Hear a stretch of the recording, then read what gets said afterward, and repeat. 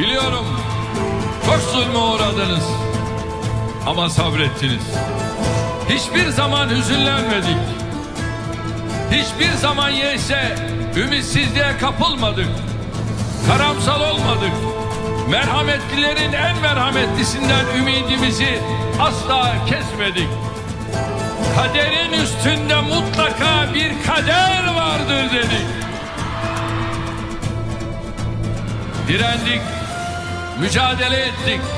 Hiçbir şey yapamadığımız zamanlarda seccadelerimize sığındık. Ellerimizi göğe açıp dualarla yol arkadaşlığı yaptık. Biz sabırsızlardan olmadık. Tahammülsüzlerden olmadık. Bütün tahriklere rağmen eline silah alanlardan, şiddeti bir çözüm yolu olarak görenlerden olmadık.